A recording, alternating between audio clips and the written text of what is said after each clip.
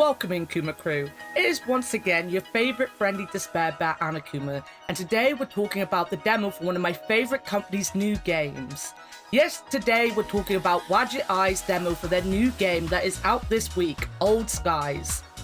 I am excited. I've been a fan of the Wadjet Eye games for years, especially the Blackwell series, and now look forward to anything the company throws at me. So getting news of a new game was exciting because I don't actually pay enough attention to anything, so it came out of nowhere for me because I'm an idiot that lives under a rock.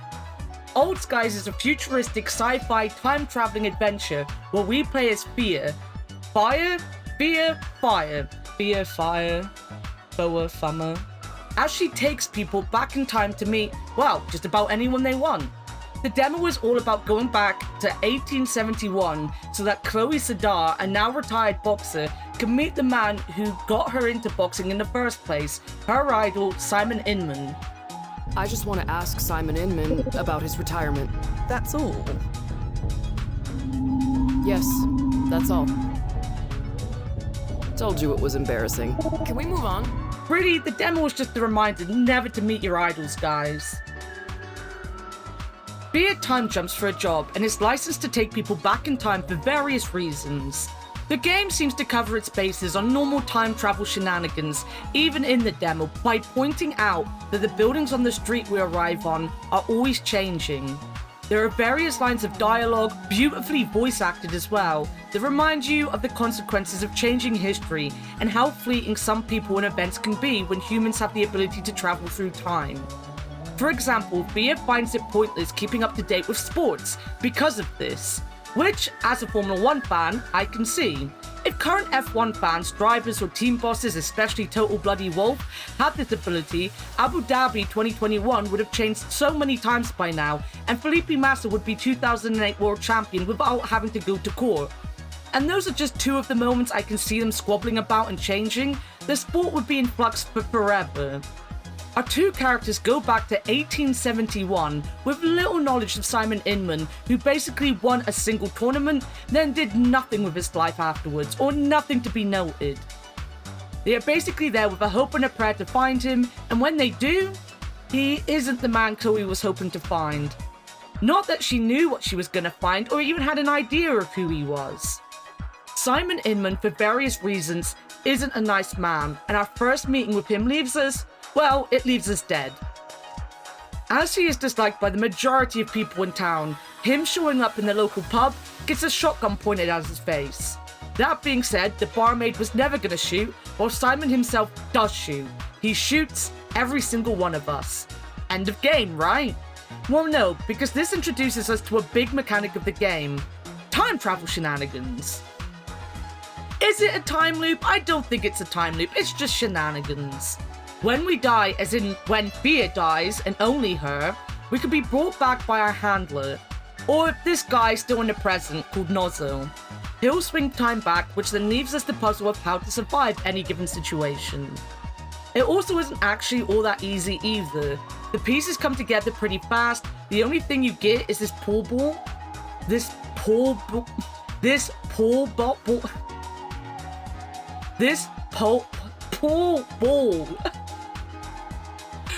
ball here! But simply placing the ball on the floor isn't going to help. Thankfully, you get to repeat as much as necessary, meaning you also get to check out all the dialogue, which is also helpful in solving the puzzle. Fia tries to warn Chloe every time, but Chloe doesn't remember what has happened anytime they get returned, so doesn't listen. After a few tries, we finally survive, upset Simon enough, and he walks away.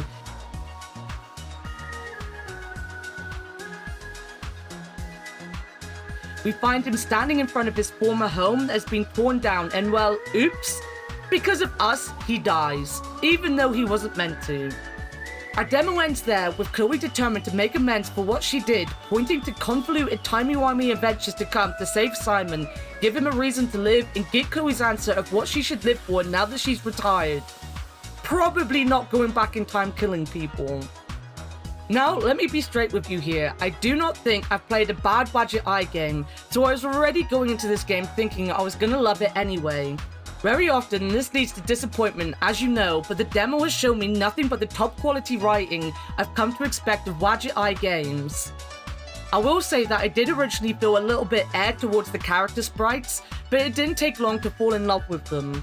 The art style is absolutely beautiful, and I love the detail on the backgrounds. It goes from futuristic sci-fi to old-styled cities so well. I really love the splash screen of Fia jumping through time, even though she then explains that they don't really move. It looks like she's falling, and it's very sci-fi without going over the top sci-fi, which is a big plus of the entire game. Parts of it does look sci-fi-ish, because, well, it is sci-fi, with from the future and time traveling around, so things should look science fiction-y. The drop-down menu is like a computer screen with the inventory having this nice greeny color screen behind it, and everything being connected by wires at the side. The icons for the phone to nozzle and the index book and settings all sharing that same green color as well. The text boxes when you have to pick your own reply is much the same, but with a more faded black background so the letters can be in the green color themselves. I just like it. Even when you're in the 1800s, walking around a desert-y town, it reminds you very subtly that you are still a time traveler. It is also a game that will use everything at your disposal to solve these puzzles. Now this might not sound like a big deal because of course, if you have something, you'll need to use it. But I like that we have the index, which at first just gives you some nice fluff about the world, the people, and so on, but actually becomes part of the puzzle itself when it comes to trying to find information about characters we haven't met or events that we haven't seen. It was a nice blend of having speech move on the game, having to talk to characters and catch on to something they might have said or attempted not to say in some cases, and using that to further dialogue with them or with someone else. Inventory-based puzzles for the more hands-on moments, then the book-based puzzles as well. Damn it, Brian.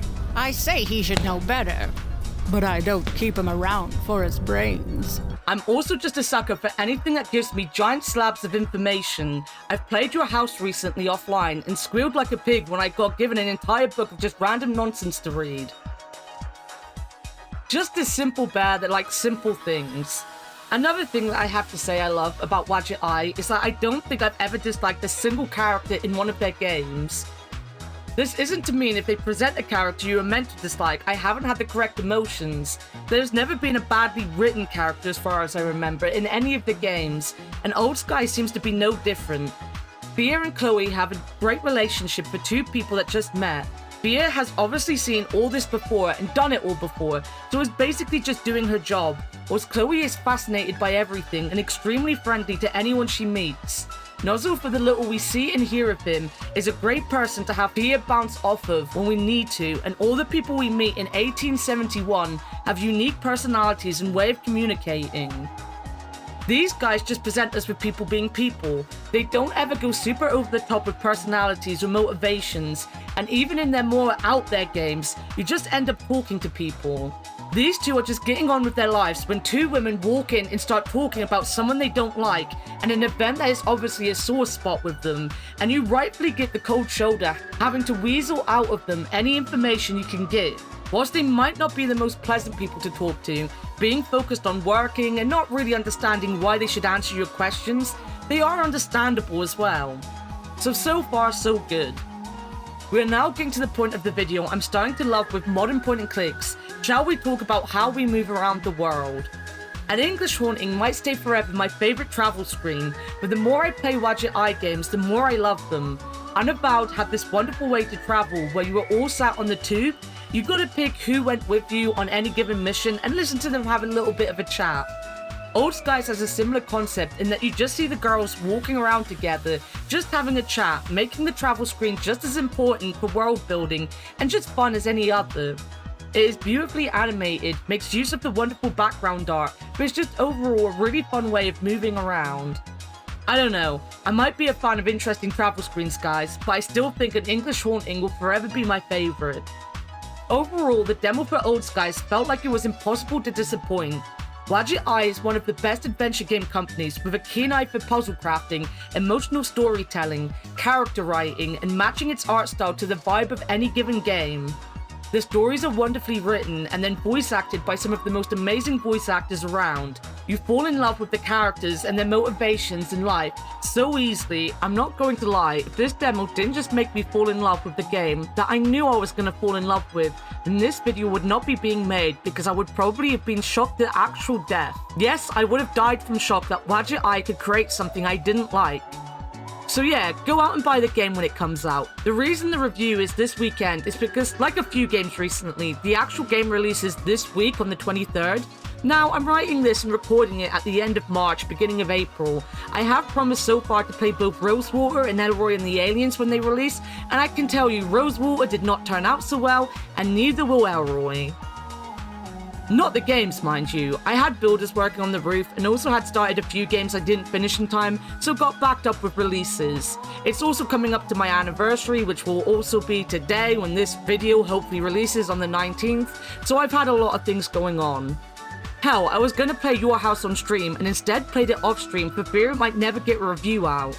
The review might already be out if things go well, as I'm gonna make it after this video, but this video is being scheduled for this weekend because of the release of the full game. You get what I mean, it probably won't, I'm very busy currently. What I am gonna say is very close to release, we will be playing Old Skies, so yay for that. I can't wait to sink my teeth into this time-jumping adventure with Fear, and if you can't wait, then wishlist it today. Steam link as always in the description below.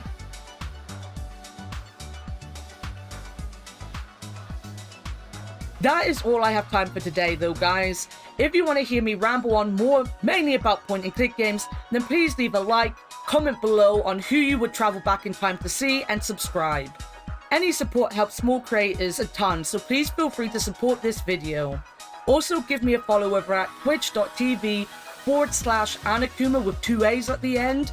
This video releases on the 19th, which just so happens, as I just said, to be my anniversary stream day. The anniversary will be on the 22nd, but we're celebrating today. So come check us out and see if I made my 1K follower goal, because if I did, tomorrow we'll be playing Rage games. Until next time guys, have a good one, thank you for watching, and bye bye.